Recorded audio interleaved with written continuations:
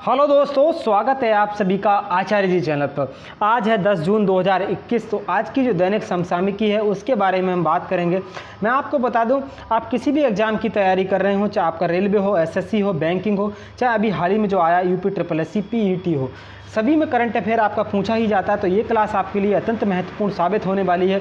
आप copy pen लेकर के बैठ जाइएगा, पूरी क्लास को आप नोट कीजिएगा। साथ ही साथ इसमें पूरे के पूरे जो है आपके लिए करंट अफेयर के साथ ही साथ स्टैटिक जीके का पोर्शन भी जो है कवर किया जाता है। स्टैटिक जीके का पोर्शन भी मैं बताता हूँ, और जो करंट अफेयर के पिछले जो क्वेश्चन होते हैं उनको भी रिवाइज किया जाता है। तो पूरा फुल पावर पैकेज ही आपके लिए क्लास है। तो आइए चलिए शुरुआत करते हैं। आज के पहले क्वेश्चन के साथ शुरुआत करेंगे। पहला क्वेश्चन है हमारा, हाल ही में भारतीय चुनाव आयोग के नए चुनाव आयुक्त कौन बने। देखो, जो भारतीय चुनाव आयोग है हमारा, इलेक्शन कमीशन ऑफ इंडिया के नाम से हम इसको जानते हैं। इसका भारतीय संविधान में जो भाग 15 है इसमें इसका उल्लेख है, और अनुच्छेद इसका कौन सा है तो आर्टिकल 324 में जो है इसकी बात कही गई है। इलेक्शन कमीशन ऑफ इंडिया की स्थापना कब हुई थी वो यदि मैं आपको बता दूं तो 25 जनवरी 1950 में इसकी जो है स्थापना होती है। जब 25 जनवरी को ही भारत में क्या मनाया जाता है, राष्ट्रीय मतदाता दिवस भी 25 जनवरी को ही मनाया जाता है, याद रखना है आपको। इसके अलावा मैं आपको और भी कुछ बातें बताऊं इसके बारे में। देखो, पहले से इसमें होता क्या है, एक तो होते हैं आपके मुख्य चुनाव आयुक्त, chief election commission of India होते हैं, साथ ही साथ दो इसमें होते हैं इलेक्शन कमिश्नर, चुनाव आयुक्त होते हैं।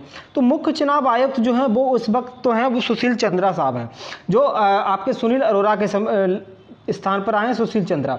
इसके अलावा दो इसमें क्या हैं, चुनाव आयुक्त हैं। एक तो हैं आपके राजीव कुमार, लेकिन अभी जो है दूसरे जो है कौन बनाए गए तो अनूप चंद्र पांडे हैं, ये जो है नए चुनाव आयुक्त बनाए गए हैं। तो इसका आंसर जो हो जाएगा अनूप चंद्र पांडे होंगे। तो ये जो है इसके चुनाव आयुक्त भारतीय चुनाव आयोग के बनाए गए हैं, ध्यान रखना है। तो अनूप चंद्र पांडे ये कौन है, उत्तर प्रदेश के रिटायर्ड IAS अधिकारी हैं, ध्यान रखिएगा। उसके अलावा इसका एक तो चीफ इलेक्शन कमीशन होते हैं जो कि सुशील चंद्रा हैं हाल ही में। उसके अलावा दो जो होते हैं आपके चुनाव आयुक्त होते हैं, उसके दोनों मैंने आपको बता दिए, राजीव कुमार और अनूप चंद्र पांडे हैं। आपको चौथा ऑप्शन दिखाई दे रहा होगा अशोक लवासा, ये भी जो है चुनाव के पहले भारतीय चुनाव आयोग के क्या थे, पहले चुनाव आयुक्त थे, लेकिन ये बाद में क्या हो गए, एशियन डेवलपमेंट बैंक के जो हैं उपाध्यक्ष बन गए थे। इसके अलावा मैं आपको बता दूं, जो इलेक्शन कमीशन है हमारा, इसकी स्थापना कब हुई थी, 25 जनवरी 1950 की हुई थी।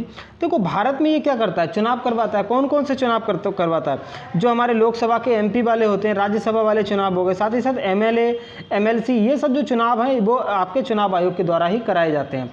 इसके अलावा मैं आपको बताऊं, भारत में पहले चुनाव जो हैं वो कब कराए गए थे, वो यदि मैं आपको बता दूं तो 1951-52 में जो है भारत में पहले चुनाव जो हैं कराए गए थे भारतीय चुनाव आयोग के द्वारा, याद रखिएगा। अब मैं आपसे यदि कहूं पहले चीफ इलेक्शन कमीशन कौन थे, तो वो जो उनका नाम था सुकुमार सेन जो थे, वो पहले चीफ इलेक्शन कमीशन थे, ध्यान रखिएगा, सुकुमार सेन। उसके अलावा एक और जो है चुनाव आयुक्त बहुत ही ज़्यादा फेमस रहे, 10th नंबर के जो चीफ इलेक्शन कमिश्नर थे, उनका नाम था आपका TN शेषन। ये क्यों सबसे ज़्यादा चर्चा में रहे थे, उनका एक डायलॉग था कि इनका ये कहना था कि मैं नाश्ते में जो है पॉलिटिशियन का जो है डेली नाश्ता करता हूँ। तो ये जो है TN शेषन, ध्यान रखिएगा। 10वें नंबर के मुख्य चुनाव आयुक्त कौन थे, TN शेषन थे। यदि आपसे पहले मुख्य चुनाव आयुक्त पूछे जाएँ तो सुकुमार सेन, और अभी हाल ही में कौन है, हाल ही में हैं आपके सुशील चंद्रा जी। इनसे पहले अभी सुनील अरोड़ा जो है अपने पद से सेवानिवृत्त हुए हैं, याद रखना है आपको। ये आपके सामने है अनूप चंद्र, ये जो है अभी हाल ही में कौन बने, चुनाव आयुक्त बने हैं। और ये कौन है, कहाँ के हैं, ये उत्तर प्रदेश के रिटायर्ड IAS अधिकारी हैं, याद रखना है। उत्तर प्रदेश कैडर के 1984 का इनका कैडर था, 1984 बैच के ये जो हैं रिटायर्ड IAS जो हैं अधिकारी हैं, आपको ये याद रखना है। तो मैंने आपको इसके बारे में बता ही दिया। यदि आपसे पूछा जाए जो है इलेक्शन जो करवाता है, ये जो चुनाव आयोग जो चुनाव करवाता है, तो इसके बारे में मैंने आपको बता ही दिया है। देखो, अभी हाल ही में 5 राज्यों में चुनाव संपन्न हुए। कौन कौन से राज्यों में चुनाव संपन्न हुए, एक तो आपका वेस्ट बंगाल चुनाव हुआ था, यहाँ पर जो है किसकी सरकार बनी, TMC पार्टी की सरकार बनी, तो ममता बनर्जी ने यहाँ पर शपथ ली है। साथ ही साथ असम राज्य में भी चुनाव हुए, यहाँ के मुख्यमंत्री कौन बने, BJP यहाँ पर जीती थी, हिमंत बिस्वा शर्मा जो है यहाँ पर मुख्यमंत्री बने। उसके साथ ही साथ तमिलनाडु के बारे में यदि मैं बात करूँ तो M.K. स्टालिन जो है यहाँ के मुख्यमंत्री बने, यहाँ भी चुनाव हुआ था। केरल राज्य में भी चुनाव हुआ, पिनराई विजयन ने जो है यहाँ पर मुख्यमंत्री पद की जो है शपथ ली। उसके साथ ही साथ पुडुचेरी जो है आपका, यहाँ पर भी जो है मुख्यमंत्री बने हैं। कौन बने हैं? एन रंगास्वामी जो है अभी मुख्यमंत्री हाल ही में बने हैं। तो ध्यान रखिएगा, हाल ही में 5 राज्यों, 4 केंद्र शासित प्रदेश और 1 राज्य में चुनाव संपन्न हुए। मैं यदि आपको बताऊं पुडुचेरी की ज्योग्राफिकल लोकेशन के बारे में, यदि मैं आपको बताऊं, देखो पुडुचेरी जो है आपके सामने, ये देखिएगा पुडुचेरी जो है इसके 4 डिस्ट्रिक्ट होते हैं। एक तो येनम डिस्ट्रिक्ट है, येनम आपका आंध्र प्रदेश में पड़ता है। साथ ही साथ पुडुचेरी और कराईकल जो डिस्ट्रिक्ट है वो तमिलनाडु में पड़ते हैं, और एक डिस्ट्रिक्ट माही जो है वो केरला में पड़ता है। इसकी ज्योग्राफिक जो कंडीशन है वो ध्यान रखिएगा। 4 इसमें जिले हैं और 4 जो है 3 राज्यों में ये फैले हुए हैं। येनम आपका आंध्र प्रदेश में है और पुडुचेरी और कराईकल तमिलनाडु में पड़ते हैं। माही जो है आपका केरला में पड़ता है, याद रखना है। M.K. स्टालिन यहाँ, वो एन रंगास्वामी जो है यहाँ के मुख्यमंत्री हैं। अब आप बात करेंगे हाल ही में कुछ हुई महत्वपूर्ण नियुक्तियों के बारे में, ध्यान लीजिएगा, क्योंकि अभी जो है नियुक्तियों के बारे में एस रमन जो है, एस रमन कौन बने वो मैं यदि आपको बता दूं, जो सिडबी बैंक है आपकी, इसके अध्यक्ष बनते हैं। SIDBI bank, small industrial development bank of India. इसका हेडक्वार्टर कहाँ स्थित है? इसका हेडक्वार्टर ध्यान रखिएगा लखनऊ में इसका हेडक्वार्टर स्थित है। उसके अलावा नीरा टंडन कौन बनी, इसके अलावा बारे में मैं आपको बता दूं, जो व्हाइट हाउस है, व्हाइट हाउस की जो है सीनियर जो है वरिष्ठ सलाहकार जो हैं, इनको चुना गया। जो अमेरिका के राष्ट्रपति हैं जो बाइडेन, उनके द्वारा इनको नियुक्त किया गया। उसके अलावा सुबोध कुमार जायसवाल कौन है? ये CBI के अभी हाल ही में डायरेक्टर बनाए गए हैं। CBI के डायरेक्टर आप ध्यान रखिएगा कौन है, ये जो है सुबोध कुमार जायसवाल हैं। उसके अलावा NV रमन्ना के बारे में आप जानते होंगे, 48वें नंबर के चीफ जस्टिस ऑफ इंडिया हमारे बने हैं। सुप्रीम कोर्ट के जो है मुख्य न्यायाधीश। 47वें सुप्रीम कोर्ट के मुख्य न्यायाधीश कौन थे? शरद अरविंद बोबड़े, जो कि हाल ही में रिटायर हुए हैं। ND जोशी कौन है? ये आने वाले समय में अमेजॉन के जो है CEO बनने वाले हैं। अभी अमेजॉन के CEO कौन है? तो जेफ बेजोस जो है वो अभी हाल ही में अमेजॉन के CEO हैं, लेकिन ND जोशी आने वाले वक्त में बनेंगे। नागोजी ओकांजा-इवेला, ये सभी मैं आपको हाल ही की नियुक्तियां बता रहा हूं। नागोजी ओकांजा-इवेला के बारे में बता दूं, WTO की पहली महिला महानिदेशक बनाई गई नागोजी ओकांजा-इवेला। ध्यान रखिएगा WTO की, इसकी स्थापना कब हुई थी? 1 जनवरी 1995 में WTO की स्थापना होती है। और इसका 164वां देश सदस्य जो कि नवीनतम है वो कौन है? वो है आपका अफगानिस्तान। ध्यान रखिएगा।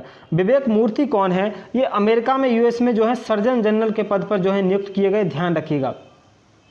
इसके अलावा TV नरेंद्रन के बारे में यदि मैं आपको बताऊं, जो CII होता है, confederation of industries of India, इसके जो है नए अध्यक्ष जो हैं वो TV नरेंद्रन को बनाया गया है। इनसे पहले अभी हाल ही में कौन थे? तो उदय कोटक जो थे वो CII के अध्यक्ष थे, आपको याद रखना है। अगला क्वेश्चन है हमारा, हाल ही में जीवाश्म वैज्ञानिकों के अनुसार डायनासोर की सबसे बड़ी प्रजाति कहाँ खोजी गई? देखो जीवाश्म वैज्ञानिकों के अनुसार, देखो जीवाश्मों का अध्ययन क्या कहलाता है वो आप याद रखिएगा। पैलेंटोलॉजी जो है वो जीवाश्मों का अध्ययन कहलाता है, ध्यान रखिएगा। अब देखो जीवाश्म वैज्ञानिकों के अनुसार डायनासोर की सबसे बड़ी प्रजाति खोजी गई है। कहाँ खोजी गई है?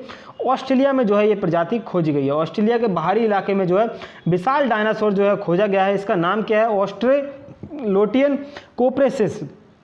ऑस्ट्रेलोटियन जो है इसका नाम है, ध्यान रखिएगा। ऑस्ट्रेलोटियन कोप्रेसिस जो है आप ध्यान रखिएगा, इसकी जो उसको जो है प्रजाति खोजी गई। देख सकते हैं डायनासोर जो है कितना साल पुराना, करोड़ों वर्ष पुराना जो है इसका जीवाश्म जो है खोजा गया है।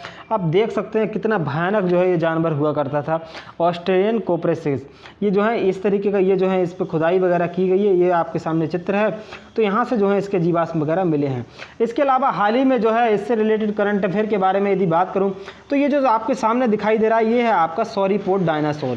सॉरीपोड डायनासोर कहाँ मिला था इसके बारे में यदि मैं आपको बता दूं तो सॉरीपोड डायनासोर जो है भारत में मेघालय में राज्य में जो है मिला था। मेघालय में कहाँ मिला था? जो खासी पहाड़ी है वहाँ इसके जीवाश्म जो है पाए गए थे। सॉरीपोड डायनासोर आपको याद रखना है, ध्यान रखिएगा। और इसके अलावा मैं आपको बता दूं ये जो आपके सामने है ये है एक मछली, इसका नाम क्या है? सिस्टूरा हिरण्यकेशी। ये हाल ही में मछली जो है नई प्रजाति इसकी खोजी गई थी मछली की। ये कहाँ मिली थी? महाराष्ट्र में मिली थी, ध्यान रखिएगा।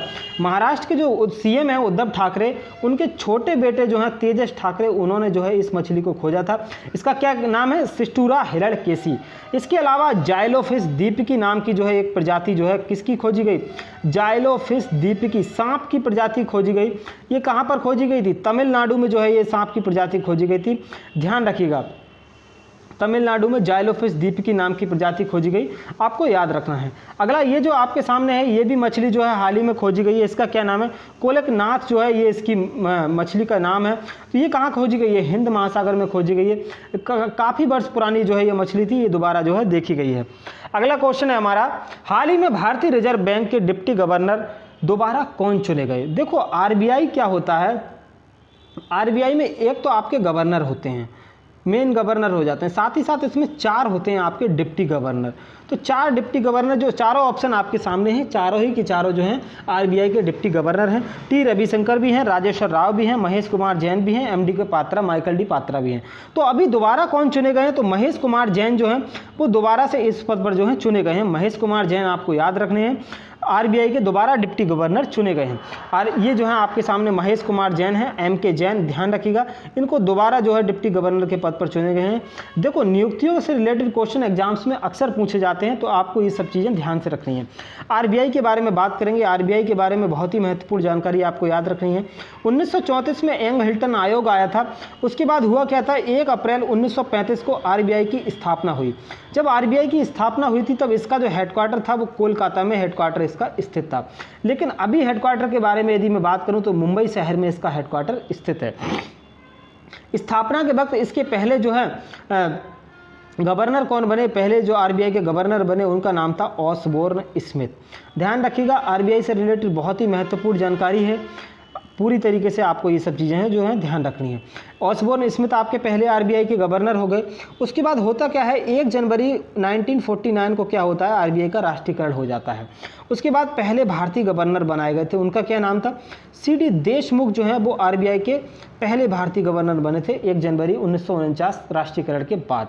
इसके अलावा मैं आपको बता दूं, अभी 25 में जो नंबर के गवर्नर हैं वो कौन है, अभी आरबीआई के जो गवर्नर हैं उनका नाम है आपका शक्तिकांत दास। याद रखना है, शक्तिकांत दास जो है 25वें नंबर के भारतीय रिजर्व बैंक के गवर्नर हैं, याद रखिएगा। उसके अलावा मैं आपको बता दूं बैंक के बारे में, इसके जो गवर्नर हैं 24वें नंबर के कौन थे, तो उर्जित पटेल थे। मनमोहन सिंह जो कि भारत के पूर्व प्रधानमंत्री हैं वो भी आरबीआई के गवर्नर रह चुके हैं, याद रखिएगा। इसके अलावा बैंकों की बात हो ही रही है, तो बैंकों का सबसे पहले राष्ट्रीयकरण जो है ये आरबीआई का राष्ट्रीयकरण तो 1949 में किया गया था। उसके अलावा मैं आपको बता दूं इसके बाद जो है कौन सी बैंक का राष्ट्रीयकरण किया गया, 1955 में होता है आपका एसबीआई का राष्ट्रीयकरण। एसबीआई का पहले नाम जो है इंपीरियल बैंक ऑफ इंडिया हुआ करता था, अब इसका नाम जो है स्टेट बैंक ऑफ इंडिया कर दिया गया। इसके जो है पहले, इसके अभी जो है चेयरमैन कौन है, तो वो मैं आपको बता दूं दिनेश कुमार खारा जो हैं वो एसबीआई के चेयरमैन हैं, ध्यान रखने हैं आपको। इसके अलावा 1969 में क्या होता है, इंदिरा गांधी के समय में 14 बैंकों का राष्ट्रीयकरण किया जाता है, ध्यान रखना 14 बैंकों का राष्ट्रीयकरण होता है। उसके अलावा 1980 में क्या होता है, 6 बैंकों का जो है राष्ट्रीयकरण किया जाता है। देखो अभी के समय में आप सुन रहे होंगे क्या हो रहा है, बैंकों को जो है बेचा जा रहा है, लेकिन पहले जो है राष्ट्रीयकरण किया जाता था, लेकिन आज के समय में सभी बैंकों को बेच दिया जा रहा है। मैं आपसे बात करूंगा प्रमुख बैंकों के एमडी सीईओ के बारे में बात करूंगा। देखिए दिनेश कुमार खारा जो है एसबीआई के चेयरमैन हैं, आपको ध्यान रखना है।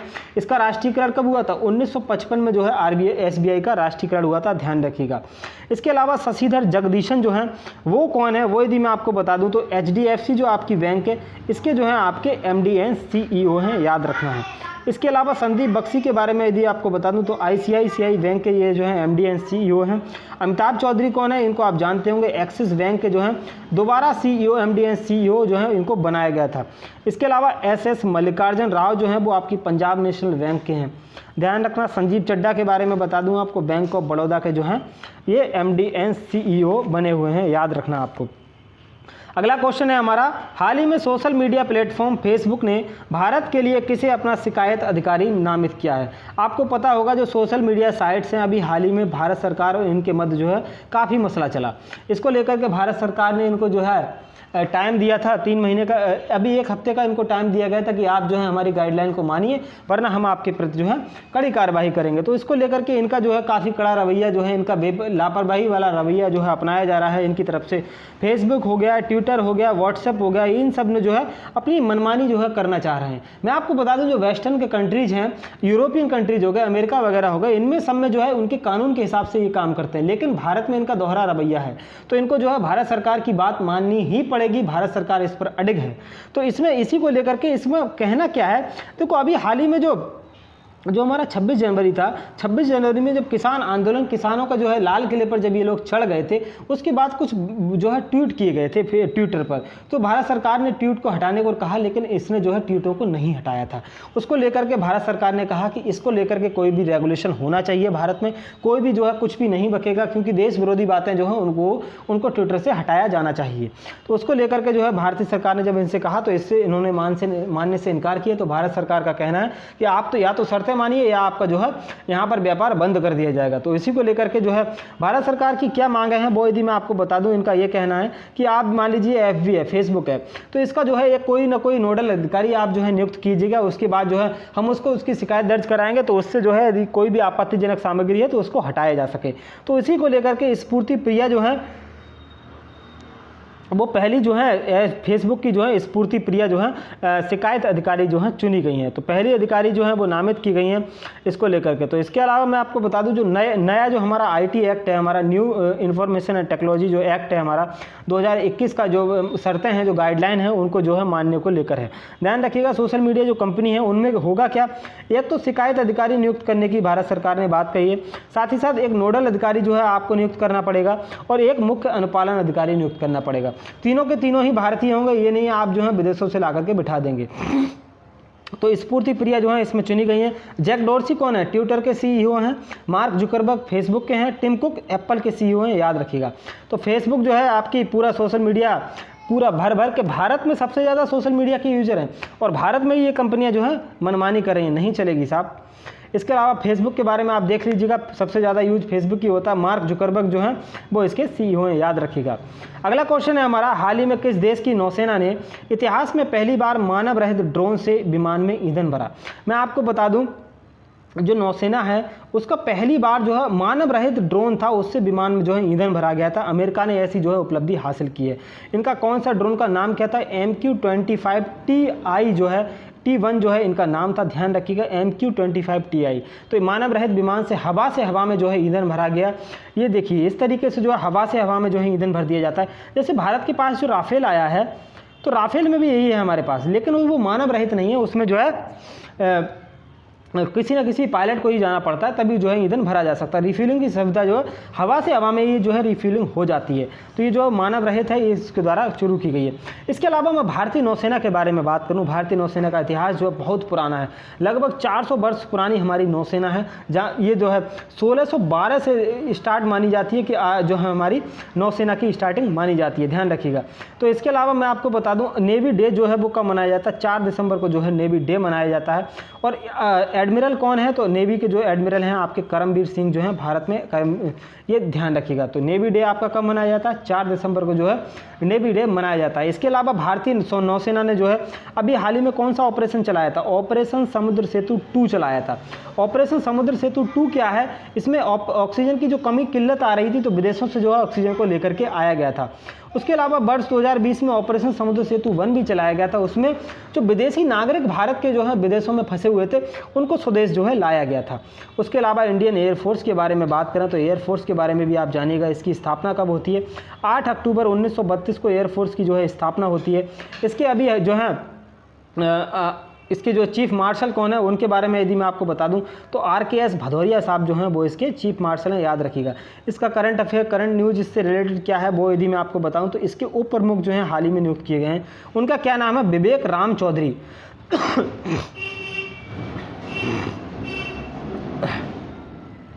तो विवेक राम चौधरी जो हैं वो आपके एयरफोर्स के जो हैं उप प्रमुख जो हैं चुने गए हैं। उसके अलावा इंडियन आर्मी के बारे में यदि मैं बात करूं तो आर्मी जो है, आर्मी डे कब मनाया जाता है, भारत में 15 जनवरी को जो है आर्मी डे मनाया जाता है।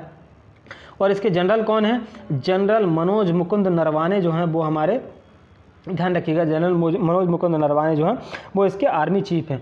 उसके अलावा CDS जो तीनों सेना के प्रमुख जो हैं वो कौन है, वो यदि मैं आपको बता दूं तो जनरल बिपिन रावत जो कि भारतीय सेना के पद से जो है निवृत्त हुए थे। तो बिपिन रावत जो हैं भारत के पहले CDS भी बने। उसके अलावा मैं आपको बता दूं 3 सेनाएं होती हैं भारत की, जल, थल और नभ। इन तीनों सेनाओं का अध्यक्ष कौन होता है वो आप मुझे बताइएगा। देखो, तीनों सेनाओं का जो अध्यक्ष होता है वो भारत का राष्ट्रपति होता है। राष्ट्रपति के पास जो है इन तीनों सेनाओं की कमान होती है। आपको ये बात जो है अच्छी तरीके से याद रखनी है। अगला क्वेश्चन हमारा क्या है वो आप सुनिएगा, हाल ही में भारत को संयुक्त राष्ट्र आर्थिक और सामाजिक परिषद के लिए किस अवधि के लिए चुना गया? मैं आपको बता दूं, संयुक्त राष्ट्र जो यूनाइटेड नेशन होता है उसके टोटल 6 अंग होते हैं। 6 अंग में से एक पार्ट है आपका संयुक्त राष्ट्र आर्थिक एवं सामाजिक परिषद, उसी का जो है भारत को सदस्य चुना गया है। 3 वर्ष के लिए जो है भारत का सदस्य चुना गया है। कौन कौन से 3 वर्ष के लिए? 2022 आपका हो जाता है, 2023 हो जाता है और 2024। 3 वर्ष के लिए जो है इसको भारत को जो है इसमें चुना गया है, आपको याद रखना है। बात करेंगे यूनाइटेड नेशन के बारे में, बहुत ही महत्वपूर्ण संस्था है। जब 1944 में जो आपका 1945 जब द्वितीय विश्व जो अब समाप्त हो जाता है, तब उसके बाद 1945 24 अक्टूबर 1945 को जो यूनाइटेड नेशन की स्थापना होती है। इसकी स्थापना जो है अमेरिका के जो पहले जो राष्ट्रपति थे उस वक्त रूजवेल्ट, उनके द्वारा इसका नामकरण किया गया था। इसका हेडक्वार्टर कहाँ स्थित है? न्यूयॉर्क सिटी में जो है इसका हेडक्वार्टर स्थित है, ध्यान रखिएगा। जब इसकी स्थापना हुई तब इसके सदस्य देश कितने थे? तो 51 देश जो है वो है इसके सदस्य थे, लेकिन 50 ने ही इस पर साइन किया था। एक निकम्मा कौन था? पोलैंड ने जो है इस पर साइन नहीं किया था। और अभी हाल ही में अगर सदस्य देशों की संख्या की बात करूं तो 193 देश जो हैं वो यूनाइटेड नेशन के सदस्य हैं, याद रखिएगा। यदि नवीनतम की बात करूं 193वां देश जो है वो कौन है? तो साउथ सूडान जो है वो आपका 193वां सदस्य देश है, ध्यान रखिएगा यूनाइटेड नेशन का। आपको बहुत ही इंपॉर्टेंट चीज़ें हैं, ये आप ध्यान रखिएगा, क्योंकि कोई भी आप एग्जाम दे लीजिएगा, इनसे रिलेटेड क्वेश्चन आपसे पूछा जाएगा। देखो करंट अफेयर तो पूछा ही जाता है, साथ ही साथ उससे रिलेटेड स्टैटिक जीके भी आजकल एग्जाम्स में पूछी जा रही है। तो आपको जो है ये ट्रेंड जो है फॉलो करना ही पड़ेगा, ध्यान रखिएगा। तो इसके अलावा मैं आपको बताऊँ यूनाइटेड नेशन के 6 अंग होते हैं, सभी आपको अंग को आप ध्यान से देखिएगा। यूनाइटेड नेशन जनरल असेंबली, संयुक्त राष्ट्र महासभा। दूसरी होती है आपकी यूनाइटेड नेशन सिक्योरिटी काउंसिल। तीसरा यूनाइटेड नेशन सचिवालय हो जाता है। यूनाइटेड नेशन इकोनॉमिक एवं सोशल काउंसिल, जिसको हम सामाजिक एवं आर्थिक परिषद कहते हैं। ट्रस्टी काउंसिल आपका ये 5वां हो जाता है। इंटरनेशनल कोर्ट ऑफ जस्टिस 6ठा अंग हो जाता है। इसके टोटल 6 अंग हैं, लेकिन जो ट्रस्टी काउंसिल है ये अभी जो है वर्किंग में नहीं है, वर्क जो है ये नहीं कर रहा है। तो 5 ही इसके अंग जो है अभी हाल ही में वर्किंग में है। यूनाइटेड नेशन जनरल असेंबली के बारे में बात करूँ तो संयुक्त राष्ट्र महासभा के नाम से इसको जाना जाता है। देखो इंटरनेशनल कोर्ट ऑफ जस्टिस जो है इसको हटा दीजिएगा, इसका जो हेडक्वार्टर है द हेग में स्थित है।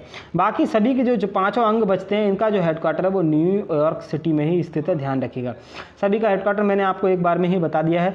यूनाइटेड नेशन सिक्योरिटी काउंसिल के बारे में यदि मैं बात करूं तो यूएनएससी के बारे में नाम से हम इसको जानते हैं। इसके क्या सदस्य होते हैं? 15 जो हैं इसके टोटल सदस्य होते हैं, जिसमें 5 तो स्थायी होते हैं और 10 जो हैं अस्थायी होते हैं। 5 स्थायी सदस्य कौन है जिनके पास वीटो पावर होती है? आप ध्यान रखिएगा, फ्रांस से आप जो है इसको याद रखिएगा, एन इसमें साइलेंट कर दीजिएगा। एफ से फ्रांस हो जाता है, आर से रसिया, ए से अमेरिका, सी से आपका चाइना हो जाता है, ई से आपका इंग्लैंड हो जाता है। 5 जो है वीटो पावर होती है। उसके अलावा 10 जो है इसमें अस्थायी सदस्य हैं। क्या भारत इसका सदस्य कभी रहा है या भारत वर्तमान में है? तो मैं आपको बता दूं भारत अभी 2021 से 22 तक जो है 2 वर्ष के लिए इसका सदस्य रहेगा और 8वीं बार जो है Bharat United nation security council का सदस्य बना है। मैं आपको बता दूं यूनाइटेड नेशन सिक्योरिटी काउंसिल का भारत पहली बार सदस्य कब बना था? तो 1950-51 में भारत जो है पहली बार यूनाइटेड नेशन सिक्योरिटी काउंसिल का सदस्य बना था, ध्यान रखिएगा। इसके अलावा मैं आगे आपको बता दूं ये जो है यूनाइटेड नेशन सिक्योरिटी काउंसिल की बात हो गई। यूनाइटेड नेशन जनरल असेंबली के बारे में बात करें तो ये जो है हमारी संयुक्त राष्ट्र महासभा होती है। इसका हर वर्ष जो है अध्यक्ष भी चुना जाता है।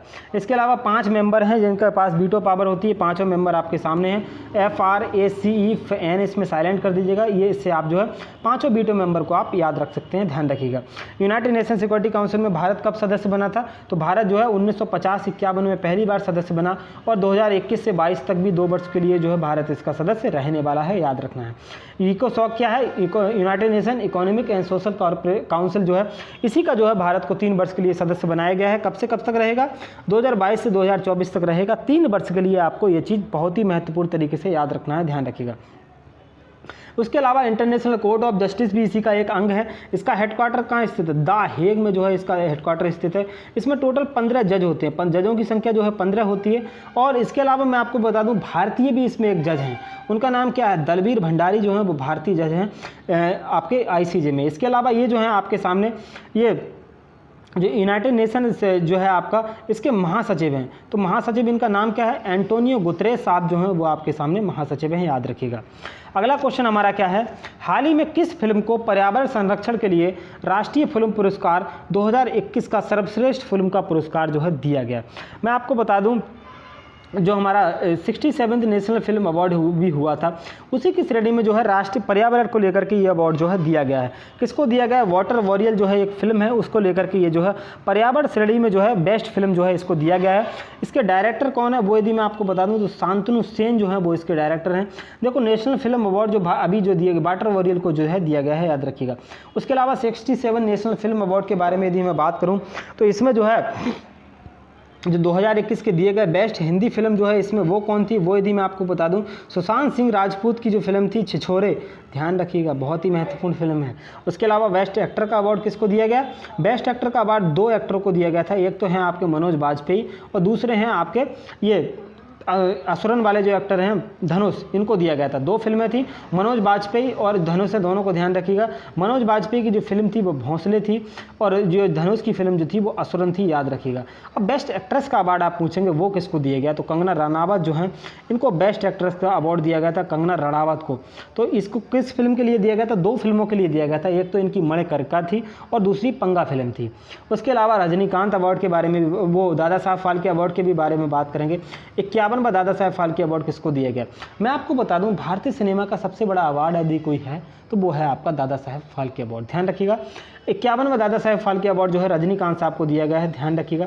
इस अवार्ड की शुरुआत कब होती है? तो 1969 से इसकी शुरुआत होती है। पहला अवार्ड दिया गया था, किसको दिया गया था? देविका रानी को जो है इसका पहला अवार्ड दिया गया था। यदि मैं आपसे पूछूं 50वां दादा साहब फाल्के अवार्ड किसको दिया गया था, तो जो द लीजेंडरी अमिताभ बच्चन को दिया गया था, ध्यान रखिएगा। द लीजेंडरी हमारे हैं भारतीय सिनेमा के। अगला क्वेश्चन है हमारा, हाल ही में किस फुटबॉल खिलाड़ी ने गोल करने के मामले में लियोनेल मेसी का भी रिकॉर्ड तोड़ दिया? आप देखिएगा, भारतीय खिलाड़ी हैं ये सुनील छेत्री साहब, इन्होंने जो है लियोनेल मेसी का भी रिकॉर्ड तोड़ दिया। कितने इन्होंने गोल किए? 74 इंटरनेशनल इन्होंने जो है अभी गोल किए हैं, ध्यान रखिएगा।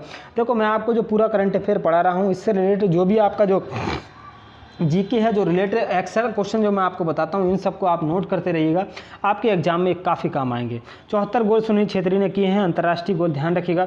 लियोनेल मेसी ने कितने किए थे? 72 गोल किए थे, इनका रिकॉर्ड जो है तोड़ दिया है। इंटरनेशनल गोल मामले में सुनील छेत्री की यदि मैं बात करूँ तो 11वें स्थान पर हैं, ध्यान रखिएगा।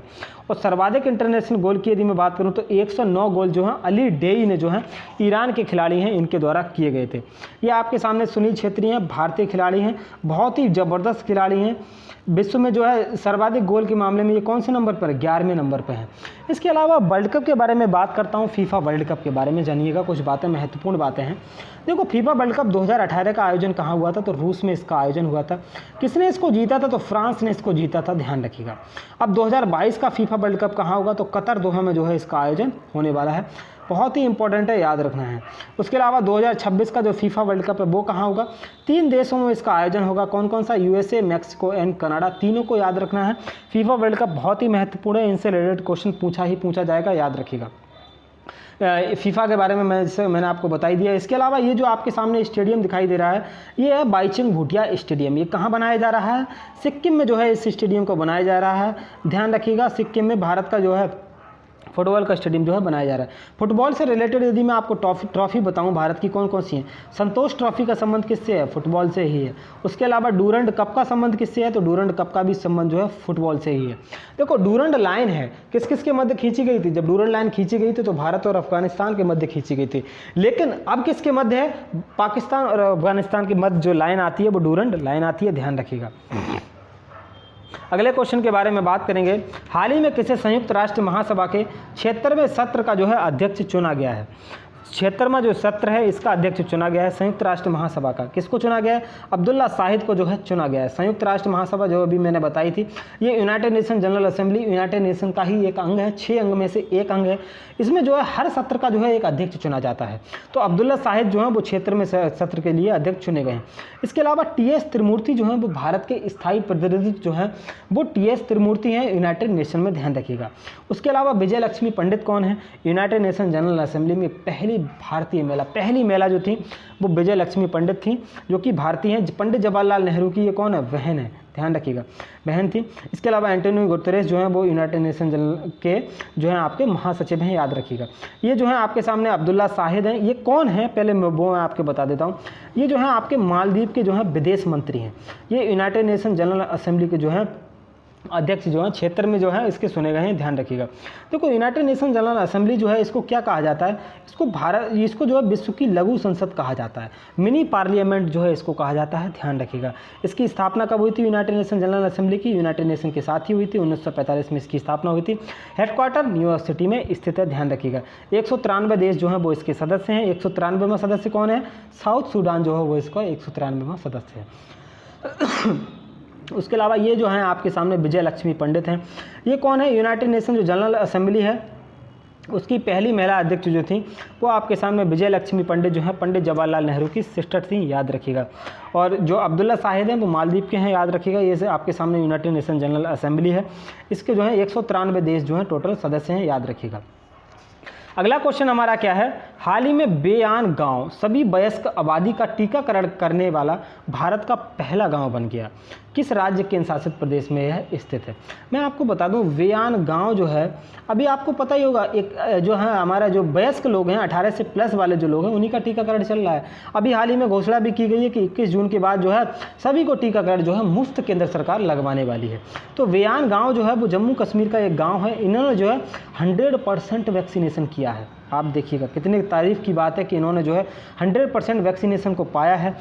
इसमें देखो आपको पता होगा इसको लेकर के बहुत ही ज़्यादा वैक्सीन को लेकर के भ्रम फैलाए जा रहे हैं, बेफिजूल के भ्रम फैलाए जा रहे हैं। कोई जो है देखो राजनीति भी बहुत अच्छे तरीके से इस पर हो रही है, तो इस पर भ्रम भी बहुत ज़्यादा फैलाए जा रहे हैं कि वैक्सीन से डर जो है सबसे बड़ी समस्या है। यही जो है चुनौतियां इसमें सामने आती हैं। लोग जो हैं अभी वैक्सीन से डर फैला रहे हैं, बाद में जब वैक्सीन मान लीजिए कोई भी आप काम करने जाएंगे तो वैक्सीन आपके लिए अनिवार्य हो जाएगी, तो आपको वैक्सीन लगवानी ही पड़ेगी। जैसे आधार कार्ड जब स्टार्टिंग में आया था, आपको पता हो, तो जब आधार कार्ड आया था तो क्या था, आधार कार्ड लोग बनवा नहीं रहे थे कि आधार कार्ड से हमारी प्राइवेसी जाएगी, ये जाएगा वो जाएगा, पहले जो है इसको नहीं बनवा रहे थे। लेकिन बाद में क्या हुआ, आधार कार्ड अनिवार्य हो गया। उसके बाद देखो अभी यदि आपको संशोधन कराना है तो आपको 200-300 रुपये खर्च करने के लिए लोग लाइनों में खड़े रहते हैं। वही हाल जो है आने वाले समय में वैक्सीन का भी होने वाला है। अभी सरकार मुफ्त में लगवा रही है, लोग जो हैं इसको लेकर के डर फैला रहे हैं और जो है तरह तरह की अफवाहें जो है फैलाई जा रही हैं। लेकिन आने वाले समय में यदि आप किसी भी काम में करने जाएंगे, कहीं पर भी आप जो है क्या काम करने जाएंगे, किसी भी आप क्षेत्र में जाएंगे तो आपका वैक्सीन लगवा होना अनिवार्य होना चाहिए।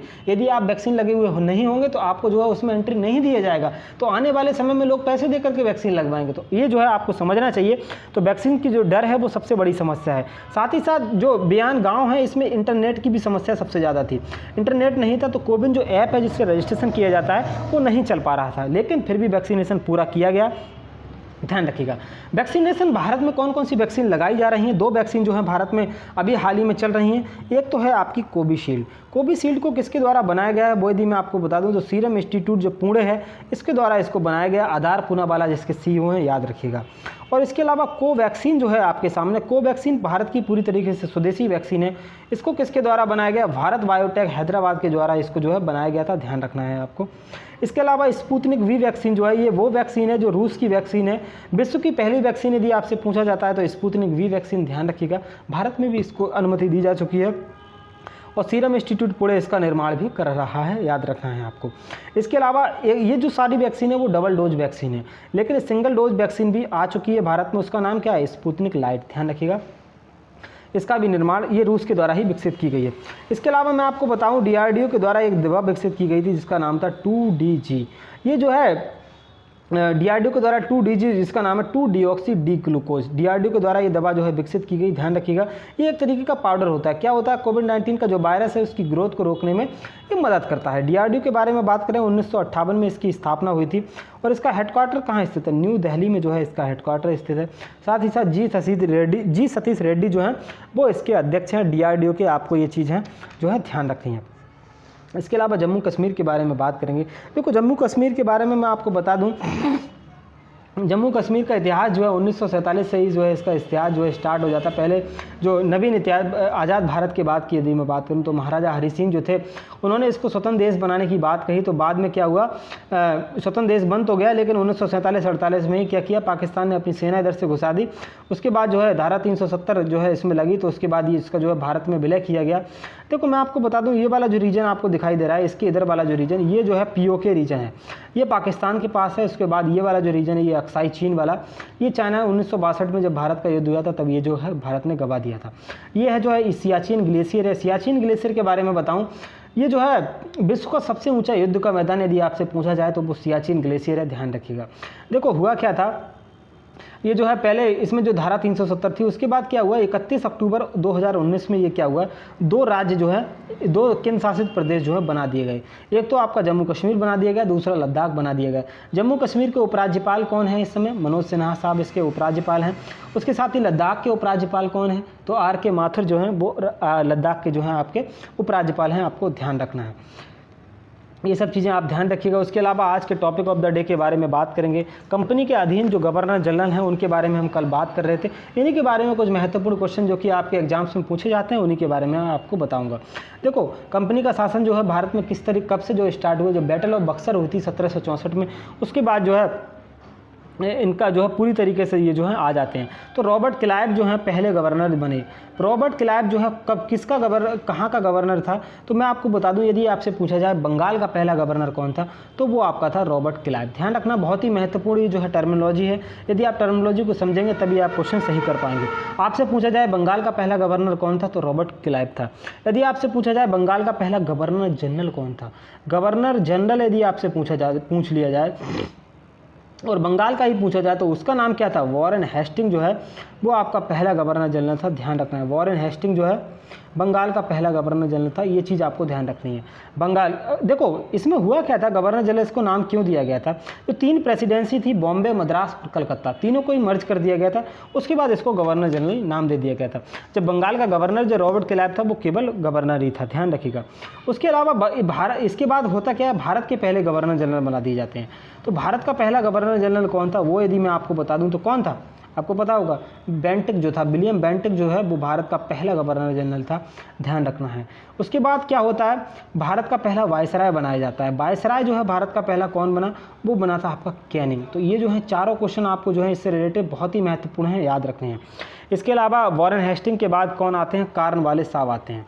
कॉर्नवालिस जो है भारत के गवर्नर, बंगाल के गवर्नर जनरल ही होते हैं ये। तो इनके समय में जो है क्या क्या काम हुए भारत में, वो यदि मैं आपको बताऊं तो स्थायी बंदोबस्त की प्रणाली जो है वो भारत में कौन लेकर के आया था, तो वो कॉर्नवालिस ही लेकर के आया था, स्थायी बंदोबस्त प्रणाली। इसके अलावा मैं आपको और बताऊं, नागरिक सेवा का जो जनक है वो किसको कहा जाता है, तो वो आप ध्यान रखिएगा, नागरिक सेवा का जनक जो है वो कॉर्नवालिस को ही कहा जाता है, ध्यान रखिएगा। उसके अलावा जो गवर्नर जनरल आता है वो आता है वेलेजली। तो वेलेजली जो है इसने क्या किया, सहायक संधि की जो है शुरुआत करता है। जब सहायक संधि की शुरुआत करता है तो उसके बाद जो है सहायक संधि पर साइन जो है किस किस ने साइन किए थे, सबसे पहले हैदराबाद का इसमें विलय होता है। उसके बाद जो है आपका मैसूर वगैरह, मैसूर, तंजौर, अवध वगैरह इन सब का जो है विलय हो जाता है, ध्यान रखना है। इसके अलावा वेंटिक के बारे में यदि मैं आपको बताऊं तो वेंटिक जो मेन मैं आपको गवर्नर बता रहा हूँ जिनसे रिलेटेड आपके क्वेश्चन भी पूछे जाते हैं। तो वेंटिक, विलियम वेंटिक के बारे में बता दूं, ये भारत का जो है पहला गवर्नर जनरल था, भारत का पहला गवर्नर जनरल था, ध्यान रखना है। ये चीज़ें जो है आपको ध्यान रखनी है, भारत का पहला गवर्नर जनरल था, याद रखिएगा। इसी के समय में क्या होता है, 1829 में जो है सती प्रथा का अंत किया जाता है। सती प्रथा क्या होती थी, पहले यदि मान लीजिए पति की मृत्यु हो जाती है तो औरत को जो है उसकी वाइफ को, पत्नी को जो है उसकी चिता में ही जो है जिंदा जलना पड़ता था। तो सती प्रथा का अंत जो है इसी के समय में किया गया। किसने करवाया था, राजा राम मोहन राय ने करवाया था, ध्यान रखिएगा। राजा राम मोहन राय को राजा की उपाधि किसने दी थी, तो अकबर द्वितीय ने जो है इनको राजा की उपाधि दी थी, ध्यान रखना। बहुत ही इंपॉर्टेंट सवाल हैं ये सारे के सारे, इसलिए आपको ये सारी चीज़ें ध्यान रखनी है। इसके अलावा जो है और जो है गवर्नर कौन सा आता है, डलहौजी के बारे में कुछ बातें आप जो है जान लीजिएगा। डलहौजी जो है काफ़ी ज़्यादा इंपॉर्टेंट है क्योंकि इसने जो है बहुत ही ज़्यादा आक्रांतक था, ये इसने बहुत ही ज़्यादा इसकी ख़राब नीतियाँ थी, इसके बारे में मैं आपको बताऊंगा। देखो इसने किया क्या था, ये लेकर के आया था डॉक्ट्रिन ऑफ लैप्स, यानी कि बेपगत की नीति लाया था। डॉक्ट्रिन ऑफ लैप्स क्या थी वो यदि मैं आपको बताऊं, देखो कोई भी राज्य है मान लीजिए, तो राज्य जो है यदि उसका कोई भी पुत्र नहीं है तो वो जो है दत्तक पुत्र नहीं ले सकता है। दत्तक पुत्र नहीं लेगा तो उसका जो है उसको अपने में मिला लेता था, किसी पर कुशासन का आरोप लगा करके अपने में मिला लेता है। जैसे अवध जो है, अवध को जो है कुशासन के आरोप पर लगा करके इसने अपने में मिला लिया था। झांसी जो थी, झांसी की रानी लक्ष्मीबाई का कोई पुत्र नहीं था तो उनको जो है दत्तक पुत्र नहीं लेने दिया, उसके बाद जो है इसको इन्होंने मिला लिया था। तो इसकी इस तरीके की नीतियाँ थी, बेपगत का सिद्धांत जिसको कहा जाता है। इसके कार्यकाल में क्या हुआ था, 16 अप्रैल 1853 को भारत की पहली ट्रेन चलाई गई थी। कहाँ से कहाँ तक चली थी, ये जो आपकी चली थी मुंबई से थाने के मध्य जो है डलहौजी के कार्यकाल में ही चली थी। रेलवे का जनक जो है वो डलहौजी को ही कहा जाता है, आपको ध्यान रखना, कुछ चीज़ें जो है आपको ध्यान रखनी पड़ेंगी। रेलवे का जनक जो है किसको कहा जाता है। साथ ही साथ इसके बाद क्या होता है, 1856 में ये चला तो जाता है, लेकिन बाद में क्या होता है, इसके बाद आ जाते हैं कैनिंग। कैनिंग के समय में जो है विद्रोह चालू हो जाता है, क्योंकि इसकी नीतियाँ कुछ ऐसी थी। तो इसी के बाद में आपने सुना होगा 1857 की महान क्रांति होती है। किसके समय में हुई थी? कैनिंग के समय में हुई थी, ध्यान रखिएगा। इन्हीं के समय में 1856 में क्या होता है, विधवा पुनर्विवाह अधिनियम जो है वो आता है। किसके समय में जो है इसमें किसकी महत्वपूर्ण भूमिका थी? तो ईश्वर चंद्र विद्यासागर जो है, इनकी इसमें जो है महत्वपूर्ण भूमिका थी। ध्यान रखिएगा, जो है कैनिंग के समय में पुनर्विवाह अधिनियम जो है आता है, ध्यान रखिएगा। इसके आगे के गवर्नर जनरल जो हैं, आगे की जो चीज़ें हैं वो कल की क्लास में हम पढ़ेंगे। आज के लिए इतना ही काफ़ी है। इसके साथ ही यदि आप इस चैनल पर नए हैं तो चैनल को सब्सक्राइब कीजिएगा। वीडियो यदि आपको पसंद आई हो तो वीडियो को लाइक कीजिएगा। यदि आपका कोई भी क्वेश्चन हो आप कमेंट बॉक्स में पूछ सकते हैं, आपको कमेंट बॉक्स में उसका आंसर भी प्राप्त हो जाएगा। कमेंट बॉक्स में आप पूछिएगा। उसके अलावा यदि आप PDF प्राप्त करना चाहते हैं तो ये टेलीग्राम चैनल है, इसकी लिंक है, आचार्य जी नाम का टेलीग्राम चैनल है। आप टेलीग्राम से भी जुड़ सकते हैं, आपको PDF भी प्राप्त होती रहेगी। चलिए, थैंक यू दोस्तों, goodbye and have a nice day.